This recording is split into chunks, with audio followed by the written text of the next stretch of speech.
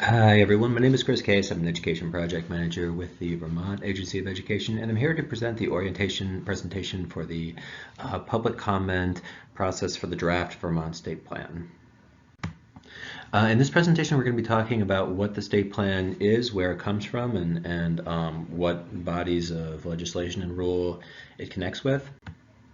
And then we'll be talking about what we do with the feedback that we collect through this process, as well as discussing how we anticipate submitting the plan and giving you some guidance on how you might be able to select a section of the plan or multiple sections of the plan that are really relevant to you.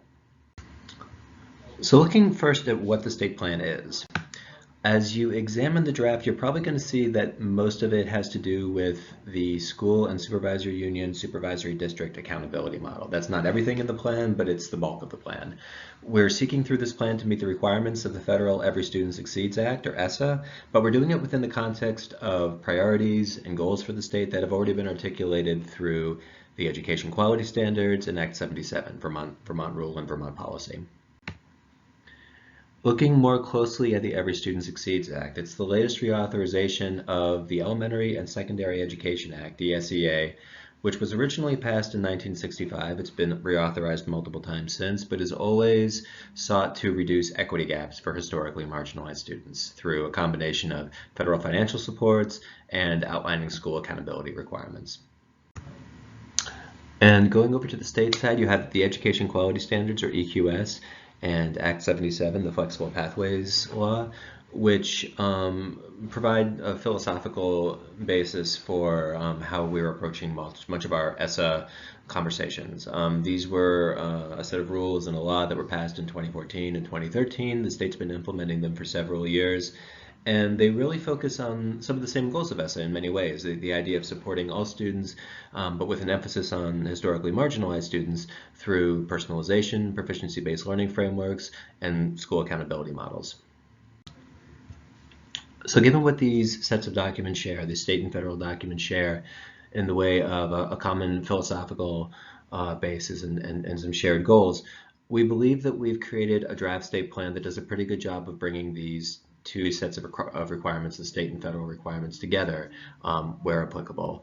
So I think that you're going to see that the plan as a whole reflects the shared principles of equity, supporting the reduction of equity gaps, and differentiation of supports to schools and supervisory unions and districts. And then when you get into the content of the plan, I think you'll find that it addresses all of the requirements of ESSA, and that it also addresses some of the requirements of EQS and 77 where applicable. This is primarily around accountability frameworks. It's important to note that this is not supposed to be a plan that's comprehensive across every body of existing education policy. You're going to see that a lot of current education laws, policies, rules are not referenced in this plan. That doesn't mean that they don't exist anymore. It just means that they're not a part of this draft state plan. I think this is particularly important to consider as you think about what sections of the plan you want to comment on and what you're looking to get out of this process. If you're really concerned about one subgroup or one issue and you don't see it represented in the plan, we would invite you to get in touch with the Agency of Education and get directed to the right person who can tell you about how your area of interest is currently being represented in the state's work. So moving over now to the process of collecting your input through this public comment period. Looking at the timeline for what we're going to be doing with your comments and when we plan to submit, we anticipate that the public comment window is going to run from the middle of January until the middle of February, and then we will be reviewing public comment through the end of February and into early March. Once we have a plan that's ready for submission to the governor's office, we're going to submit that and hopefully get approval before the first U.S. Department of Education deadline for submission of plans, which is April 3rd. At this point, we're anticipating that we're going to be using your feedback to refine the planned content that's there. We developed that content with the input of about 2,000 people over the course of a year. So at this point, I think that we're thinking that refining the content is our first goal. We're also looking to identify any critical flaws or fatal flaws in the plan that we may have missed as a part of doing this work. And just to note too that when you submit input to the agency, the people who review that input are going to be the staff members who wrote the plan that you're commenting on. So we have a lot of work groups that are doing this plan development work here. they'll receive your feedback and decide how to use it to inform their revision process. When thinking about how you want to approach this public comment process, please know that you can comment on as little or as much of the plan as you choose to. We have broken the plan down into 6 different sections, and you are free to comment on all of them if you like, or pick the ones that really reflect your interests. The first section, and probably the largest of them, is the accountability section. The overarching question for that one is, how are we measuring school performance? Topics within that section include, what are the school performance measures, and how are we weighing those measures against each other to make an accountability determination. The next section is the continuous improvement section, and that deals with what happens after we have identified what these measures for school performance are going to be. So we're looking at the questions of, how do we identify schools for support, and what kinds of supports are available to the state and to local education systems to help with school improvement efforts. The next section is the educator quality section. The overarching question there is, how are we going to ensure a high standard of quality for Vermont educators? Topics within that include educator licensure and professional development opportunities that the state will be making available.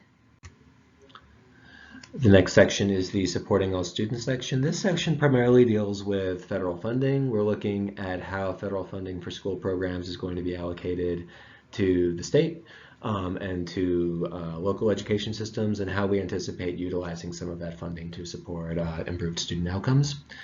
The next section is the performance management system section. This is a little bit different than our other sections. It's not topic specific. It's more about how the different pieces of our accountability system, our continuous improvement system, our funding systems, how they all work together and hopefully create something cohesive and integrated.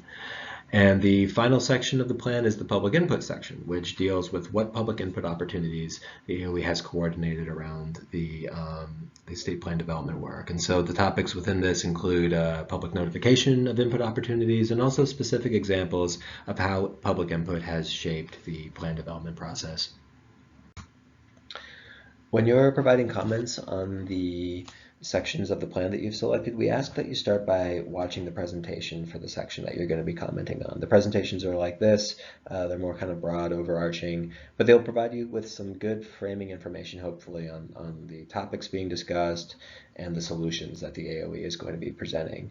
Once you watch the presentation, read the text of the section, and then please comment on that section using the survey tools that are available for you online.